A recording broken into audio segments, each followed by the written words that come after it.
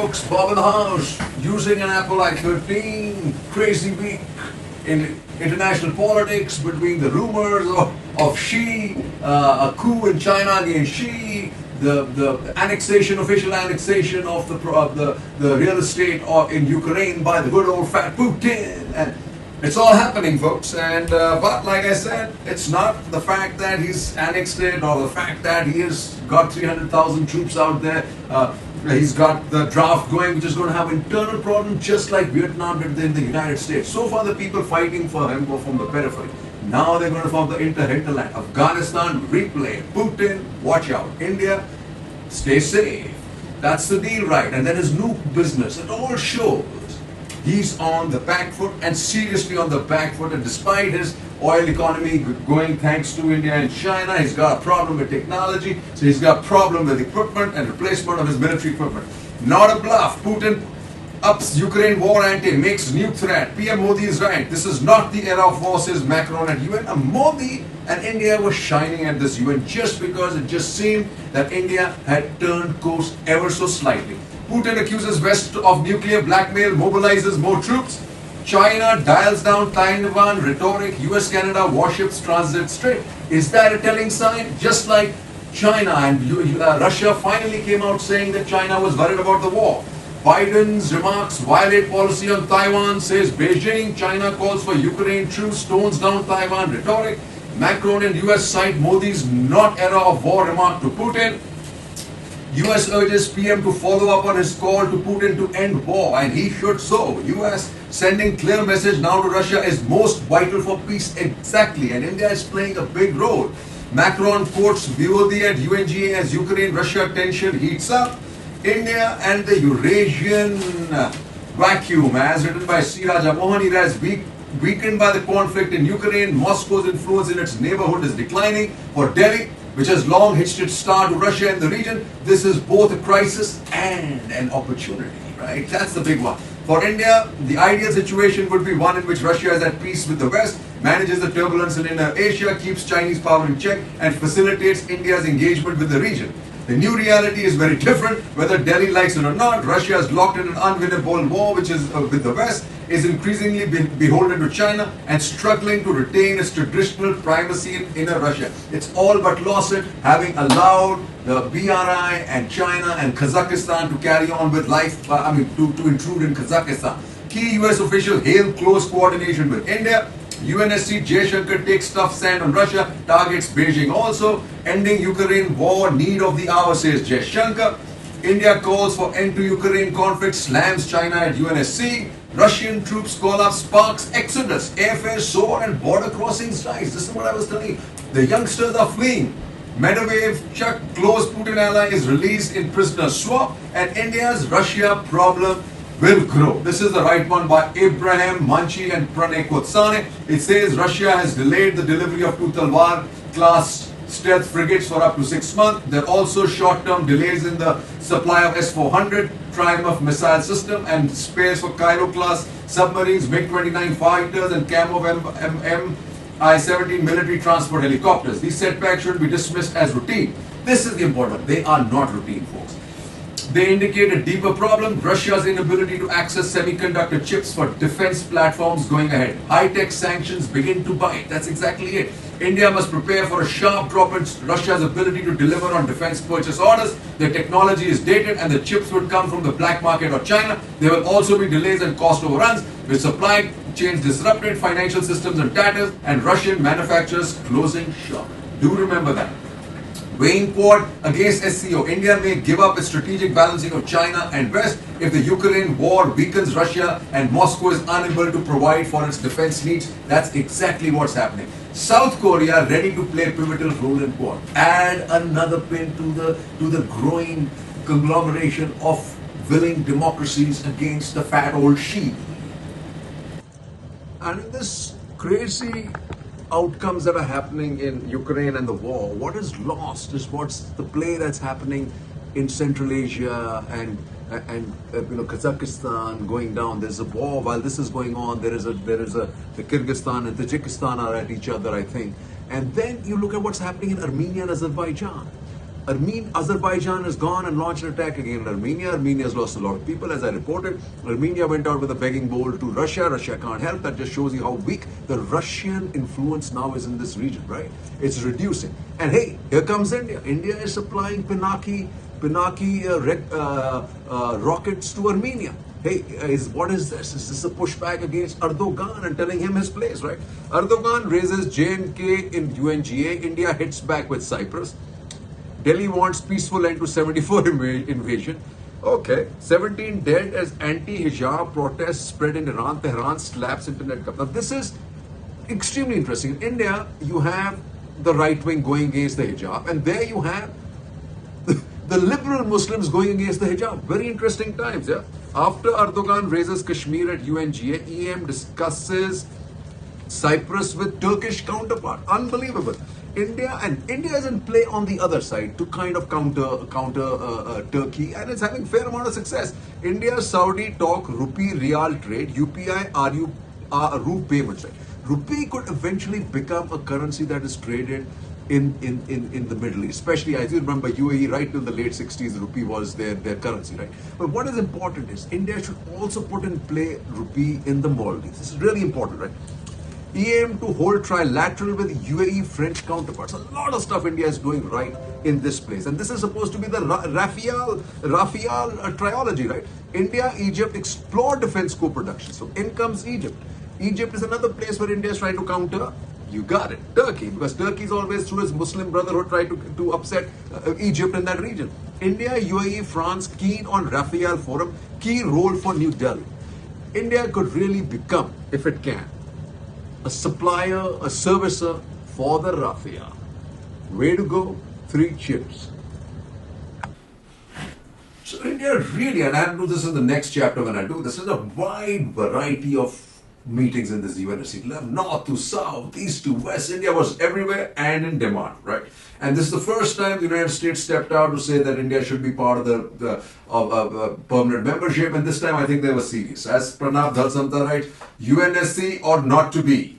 It's important to see China's actions in the UN in conjunction with the pressure on Pakistan from the FTF, the global anti-terror finance watchdog. All weather friend, important. So this is important, right? And here we are, India key partner in fintech, food and energy security. That's security. That's a Singapore deputy PM. Foxconn chief may call on PM in November to talk semicon foray. That's a Taiwanese company. India is set to host 215 G20 meetings across 55 locations, and this includes Srinagar. Important call if the United States is there. Let's see how China plays out. Government may let Apple select China vendors set up India plants. Government to scrutinize China imports over dumping. Matter of our survival, focus on climate crisis, Indo-Pacific states tell big power. So like I said, India finally took on the mantle of leadership of the South, and they should not give it up. Earlier, it was given up to the Chinese. Just remember, Nehru wanted this mantle and actually gotten it, and the invasion in 1962 was, for a lot of people, analytical people, all about that to teach India a lesson, right?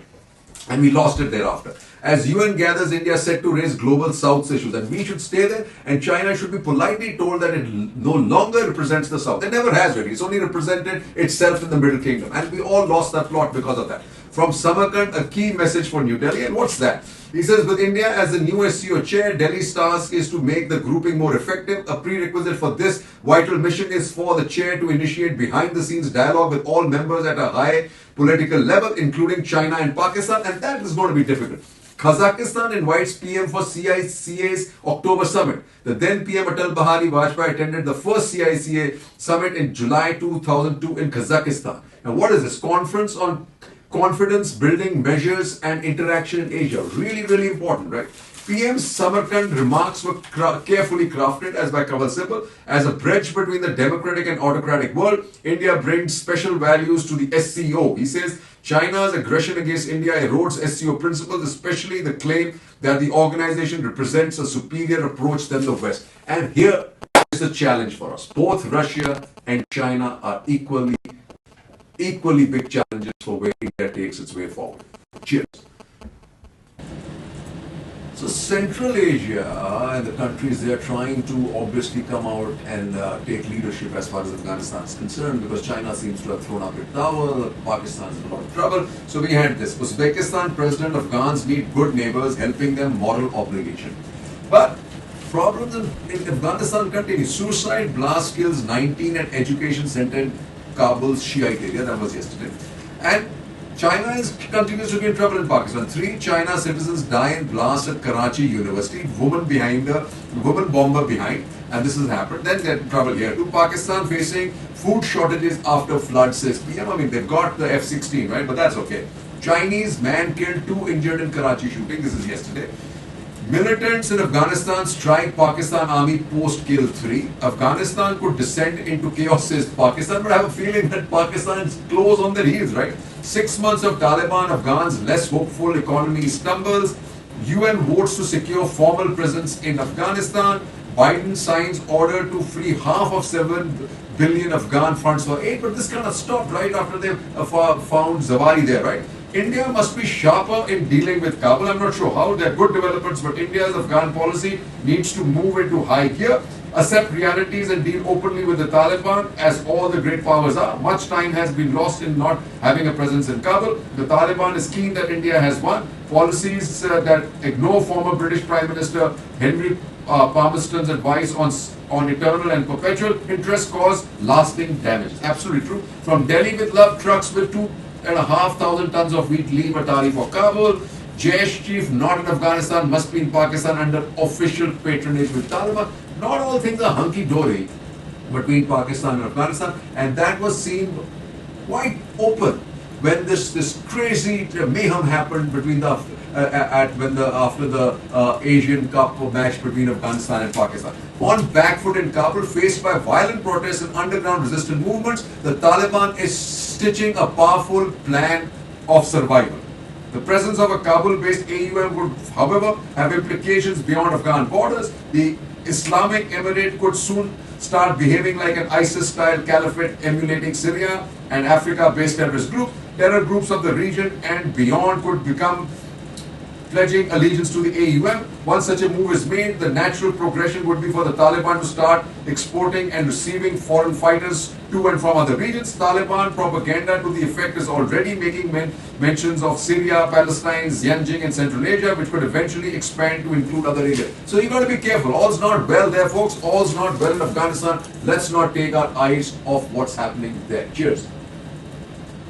So now a small piece on how our domestic polarization politics have reached the shores of other countries. And it's going to really play out in Australia, it's going to play out in Canada, probably not in the United States because there the Indians are a little bit squeezy and a little whippy, but in the United Kingdom. And it's already playing out there, as you saw with the violence in Birmingham. After Leicester, religious violence in Britain spreads to Birmingham.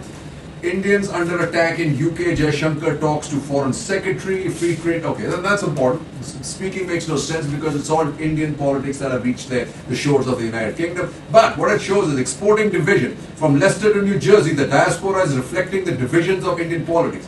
The Indian state statement condemned the violence perpetrated against the Indian community in Leicester and the vandalization of premises and symbols of Hindu religion. Notice no appeal to Hindus not to take out intimidating marches or the acknowledgement that marches chanting Jai Shri Ram might be adding to the tension. While the statement begins with violence perpetrated against the Indian community, not clear who the non-Indians are who perpetrated it, the purpose of the statement was to subtly signal out the Indian state as a protector of Hindus. In short, the Indian state itself is not going to intervene in a partisan manner in these conflicts. And this, folks, is not good for foreign policy. And as Avinash Paliwal writes, revisiting Leicester, the timing of and ambiguity around communal tensions that flared recently are a byproduct of the convergence of geopolitical processes. He says, one, it brings into sharp relief the depth and scale of Britain's decline since Brexit. The British state is struggling not just to project influence abroad, but also to manage domestic fault line.